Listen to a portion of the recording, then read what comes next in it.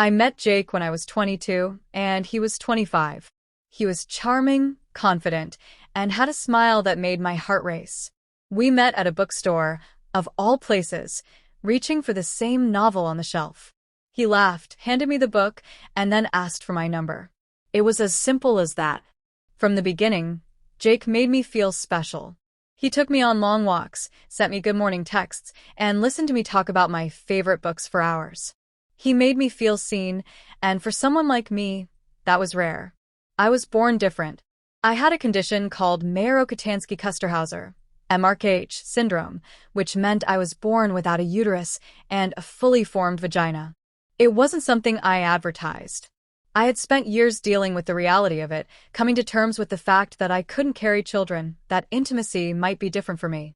But I had learned to accept myself. I didn't tell Jake right away. How could I? The fear of rejection had haunted me my whole life. I wanted him to see me, to know me before he knew about my condition. So I waited. 3 months into our relationship, I decided it was time. We were at my apartment, curled up on the couch, and I could feel my heart pounding in my chest. I turned to him, my hands trembling, and told him everything. At first, he didn't react. He just stared at me, his expression unreadable. Then he sighed, rubbed his hands over his face, and finally said, I don't know what to say. My stomach dropped. I had prepared for this, but that didn't make it hurt any less. It's okay if this changes things for you, I whispered, bracing myself for the worst. I love you, he said after a long pause, taking my hands in his. I don't know what this means for us, but I love you. I believed him. I wanted to believe him. For a while, things were okay. We navigated intimacy in our own way, found ways to be together that made us both happy. I thought we were solid, that we had built something strong enough to last. But then Jake started changing.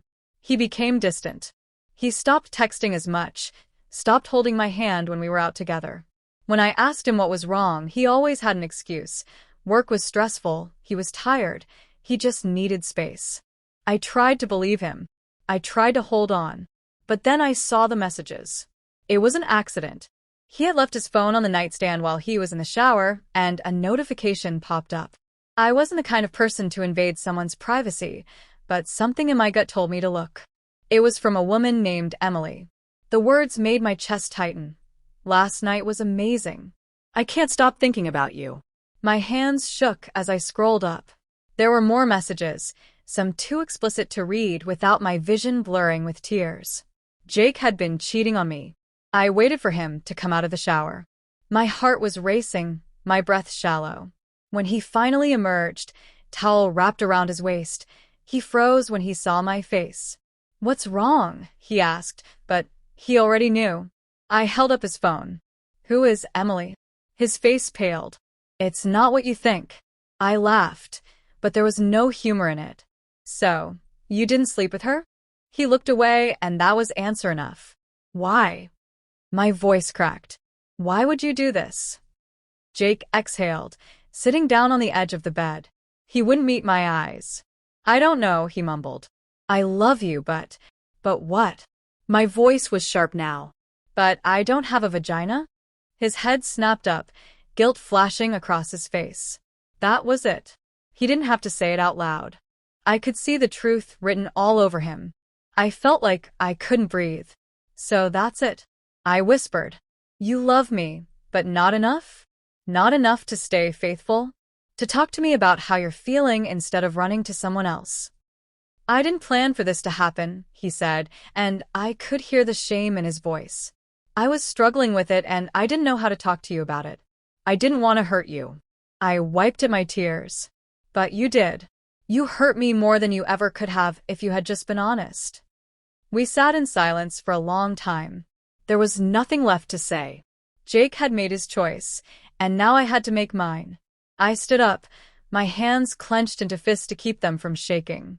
I want you to leave. He looked up at me, eyes wide. Please, let's talk about this. No, my voice was steady now. Strong. I deserve better than this. I deserve someone who sees me for more than what I was born without. Tears filled his eyes. but I didn't care. I turned away as he packed his things, as he walked out of my apartment and out of my life. I grieved. I let myself cry, let myself feel the heartbreak. But I didn't let it break me, because I knew deep down that I was enough. I had always been enough. Over the next few months, I worked on myself. I went to therapy, talked to friends, and focused on the things that made me happy. I rediscovered my love for writing, started a blog where I shared my experiences, hoping to help others who felt like they weren't enough. The response was overwhelming. Women, men, people from all walks of life reached out to share their stories, to tell me that I wasn't alone. One day, I got a message from a woman who had just been diagnosed with MRKH. She was terrified, just like I had been. I told her what I wish someone had told me. You are still whole. You are still worthy of love. Nothing about you is broken. As time passed, I stopped thinking about Jake. He had been a part of my story, but not the whole story. I knew, when the time was right, I would meet someone who saw me for everything I was, not just what I lacked. And when that day came, I would be ready.